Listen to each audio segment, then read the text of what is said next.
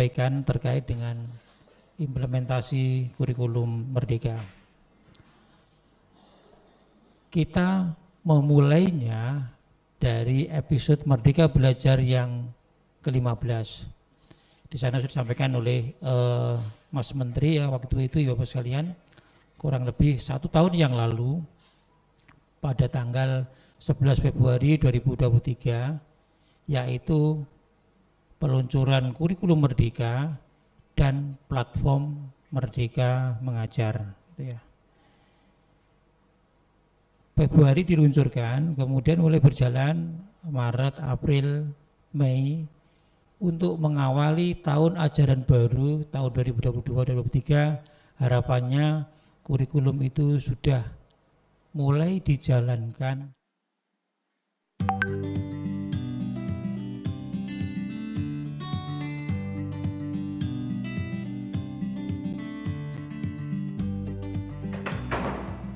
Bu Nova ya?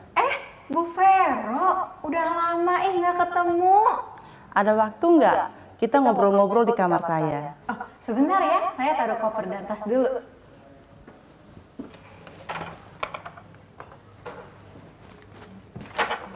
Mari Bu, silakan masuk, Ibu Nova. Terima kasih.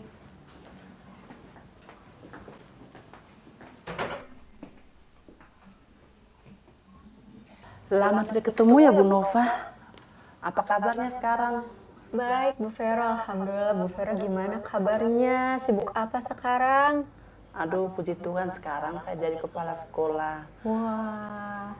Bu Nova sekarang aktivitasnya apa ya? Saya masih mengajar Bu, dan sekarang saya lagi coba-coba untuk jadi narasumber berbagi praktik baik. Bagus tuh Bu Nova. Saya juga sudah lulus menjadi narasumber berbagi praktik baik.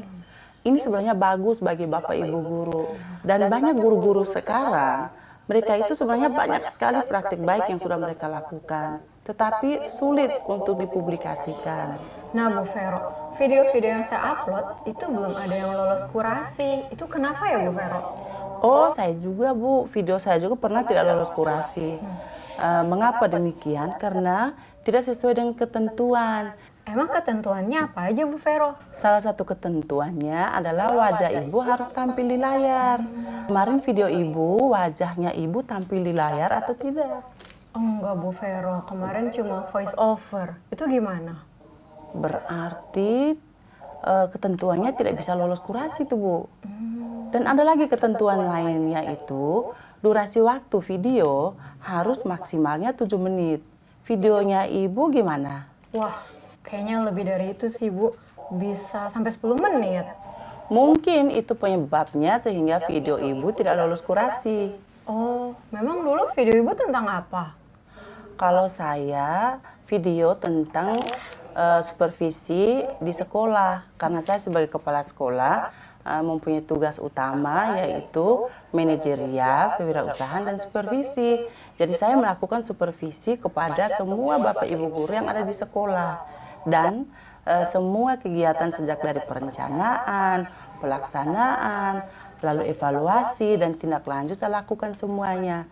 Dan ketentuan-ketentuan tersebut saya mengikuti prosedur sesuai dengan pendampingan dari narasumber yang lain, yaitu para pelatih ahli untuk kegiatan ini. Oh, Bu Vero bikin videonya tentang kepala sekolah. Kalau saya buatnya tentang guru. Apa ketentuan antara video kepala sekolah dan guru itu sama, Bu? Kalau tentang ketentuan guru, saya kurang paham dan saya kurang tahu. Karena saya sebagai kepala sekolah, topik antara guru dengan kepala sekolah berbeda. Oh ya Bu Vero, kalau video saya lulus kurasi, apakah saya otomatis bisa jadi narasumber berbagi praktik baik? Berdasarkan pengalaman saya, informasi untuk menjadi narasumber berbagi praktik baik saya dapatkan dari SIM PKB. Di dalam SIM PKB tersebut ada berbagai petunjuk supaya mengikuti proses tersebut. Dan silakan mengupload video apa saja yang menjadi praktik baik yang saya lakukan di sekolah. Nah, ketika menunggu untuk lolos kurasi, ada aturannya, kami mengikuti pembekalan. Mengikuti pembekalan untuk bagaimana membuat video yang baik agar bisa lolos kurasi.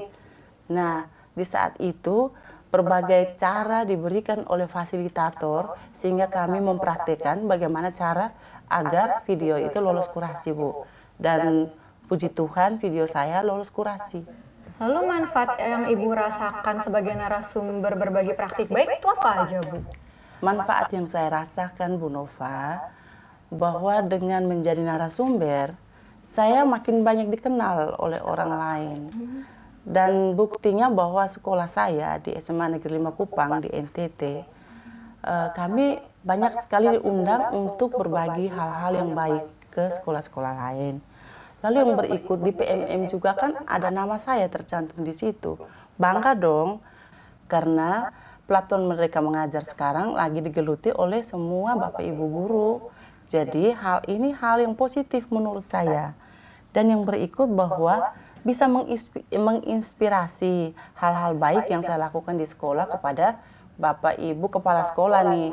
Karena memang Bapak Ibu Kepala Sekolah juga harus melakukan hal seperti ini agar di PMM juga Bapak Ibu Kepala Sekolah yang lainnya bisa masuk di dalam.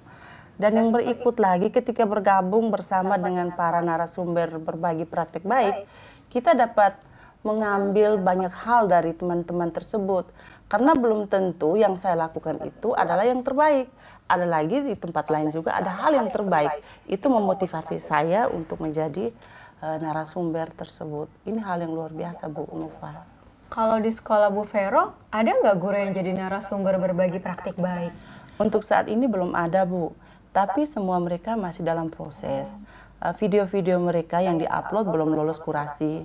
Apalagi sekarang ada ketentuan-ketentuan terbaru, itu mungkin yang menyebabkan Bapak Ibu guru di sekolah saya ini belum ada yang menjadi narasumber berbagi praktik baik.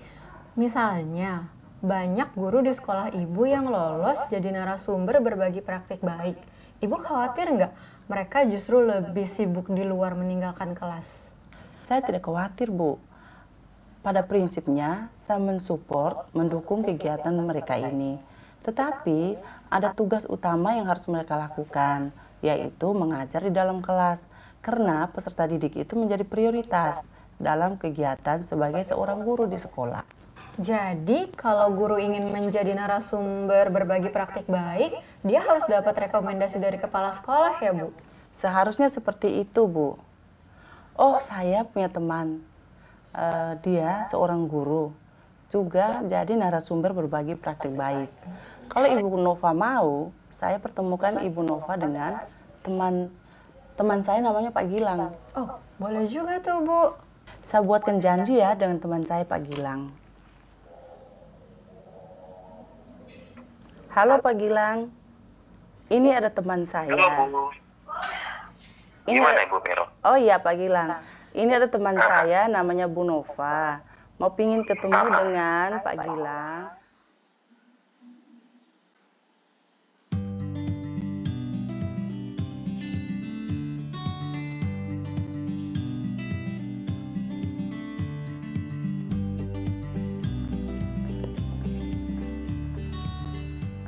Permisi, dengan Pak Gilang ya? Iya, Bu Nova, Betul. temannya Bu Vero ya? Betul, Pak Gilang. Oh iya, Ibu silakan duduk Ibu. Terima kasih. Nah jadi gimana Bu? Apa yang bisa saya bantu? Iya Pak Gilang, jadi saya dapat rekomendasi dari Bu Vero bahwa Pak Gilang ini sudah jadi narasumber berbagi praktik baik. Saya mau belajar banyak dari Pak Gilang supaya video-video saya bisa lolos kurasi. Itu gimana ya Pak Gilang? Untuk proses penyeleksian kami dulu untuk menjadi narasumber berbagi praktik baik itu kebetulan sekolah saya kan sekolah penggerak ya Bu ya. Dan saya terlibat menjadi komite pembelajaran. Nah, kita mengikuti kegiatan untuk komite pembelajaran supaya memahami tentang kurikulum merdeka. Nah, setelah kita mengikuti pembekalan, kita melaksanakan namanya in-house training di sekolah untuk menyebarluaskan informasi di sekolah tentang kurikulum merdeka agar semua guru di sekolah juga mendapatkan pengetahuan sama dengan komite pembelajaran. Nah, setelah itu kita melakukan berbagai praktik baik, aksi nyata tentang implementasi kurikulum merdeka. tidak lama setelah beberapa bulan setelah kegiatan in-house training di sekolah, itu ada informasi mengenai adanya narasumber berbagi praktik baik, dan saya juga terdaftar diikut sertakan dalam kegiatan pembekalan narasumber berbagi praktik baik pada saat itu. Nah, kita ada beberapa hari diberikan berbagai informasi, salah satunya bagaimana membuat video praktik baik yang sesuai dengan ketentuan. Nah, mungkin itu ada ketentuan-ketentuan yang belum Ibu terapkan sehingga video-video Ibu belum lulus validasi. Terus Pak, video-video apa aja yang udah Bapak upload di platform Merdeka Mengajar? Ada banyak sih Bu. Ada tentang saya mensosialisasikan mengenai Merdeka Mengajar ini. Nah, saya membuat sebuah lagu judulnya Merdeka Belajar. Bagaimana para guru dan siswa saya itu mengenal yang namanya profil pelajar Pancasila. Saya jadikan lagu. Juga pernah ada video segitiga restitusi, kemudian yang ini video yang lulus kurasi sebagai narasumber berbagi praktik baik, itu video saya melakukan pembelajaran berdiferensiasi. Wah, banyak banget ya video yang udah Bapak upload. Ada tips nggak dari Bapak supaya video-video saya lolos kurasi, Pak?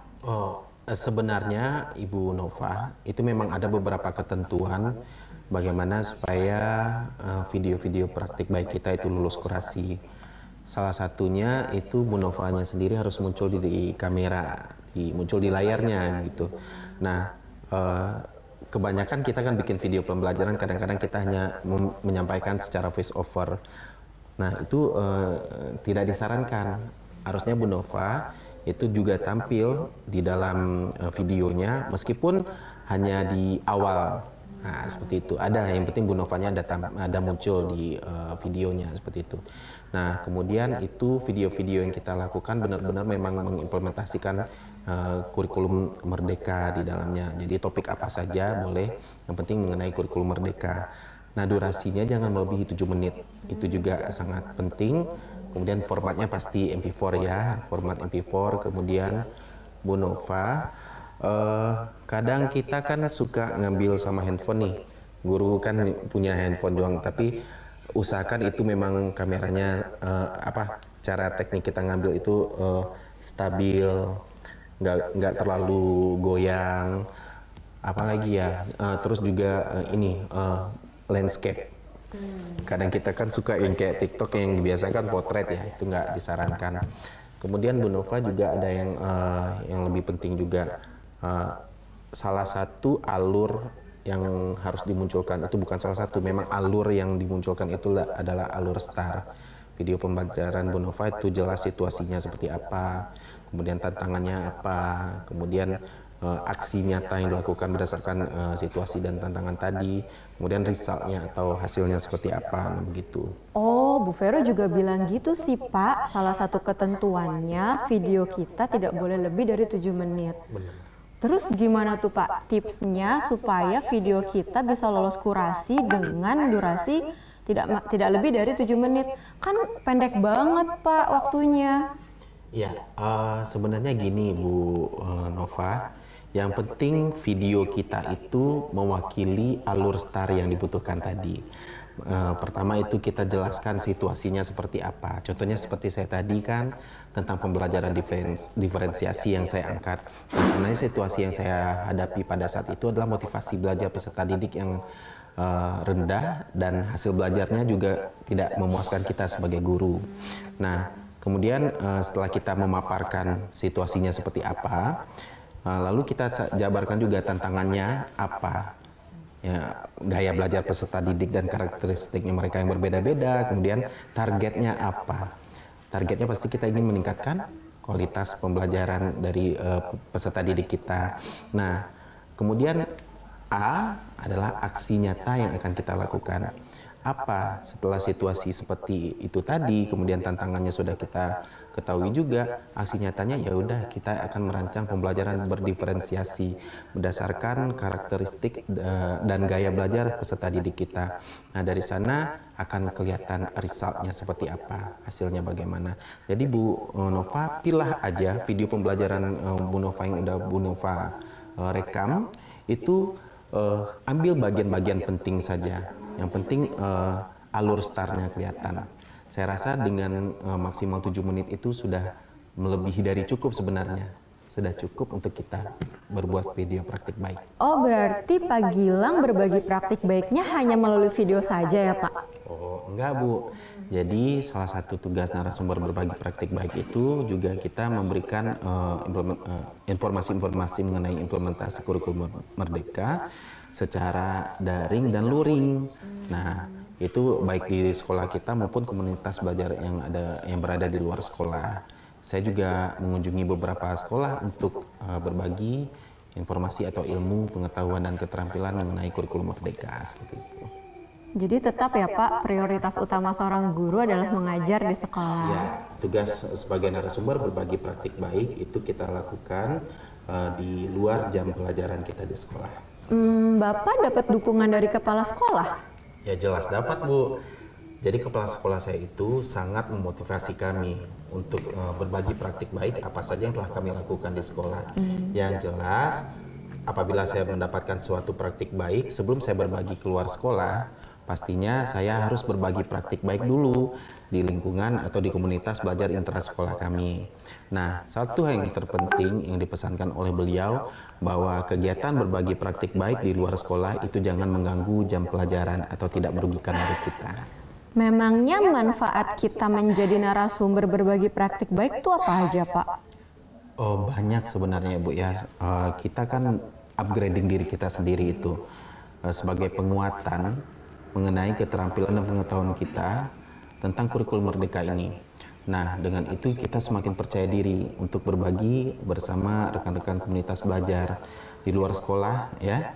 Saya juga beberapa kali diundang untuk menjadi narasumber implementasi kurikulum merdeka.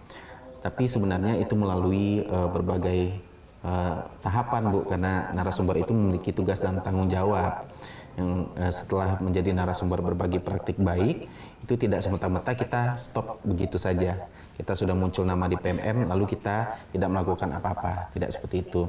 Karena kita harus konsisten. Pertama itu tetap melakukan berbagi praktik baik, ini tadi di dalam sekolah maupun di luar sekolah, di komunitas belajar ya. Baik secara luring maupun daring ya, itu yang harus kita lakukan yang pertama kali. Kemudian yang kedua, itu kita tetap mengunggah praktik baik kita Bu. Jadi kan tadi itu udah ada lolos kurasi video, ya udah saya udah muncul di PMM. Nggak seperti itu. Kita tetap melakukan upload ke platform Merdeka Mengajar tentang video-video berbagi praktik baik kita. Nah, kemudian setelah kita melakukan berbagi praktik baik, pastinya kita merefleksikan diri kita. Apa yang kita berikan, kita refleksikan pembelajaran ini sejauh mana manfaatnya. Dari mana kita dapat refleksi itu? Salah satunya adalah umpan balik peserta. Umpan balik itu yang kita jadikan pembelajaran kita supaya kita ke depannya lebih baik untuk melakukan berbagi praktik baik. Nah, umpan balik itu pastinya bisa kita dapatkan kebermanfaatannya setelah kita melakukan tugas selanjutnya, itu menganalisis umpan balik kita Bu. Jadi kita betul-betul analisis umpan balik peserta untuk refleksi diri kita dan melakukan perbaikan yang berkelanjutan. Nah, satu hal yang terpenting lagi agar kita betul-betul terpantau oleh kementerian bahwa kita melakukan praktik baik, itu kita melakukan pelaporan kepada UPT atas aktivitas berbagi kita. Seperti itu. Kalau saya ingin tahu lebih banyak tentang narasumber berbagi praktik baik, saya harus mengundang Bapak dong ke sekolah saya. Enggak. Jadi gini, setiap kabupaten kota, setiap wilayah kita itu sebenarnya sudah memiliki narasumber berbagi praktik baik. Ibu nanti silakan buka komunitas di platform Merdeka Mengajar, cari di situ narasumber di wilayah Ibu. Nah, tapi tidak tertutup kemungkinan kalau saya juga Ibu undang, tapi itu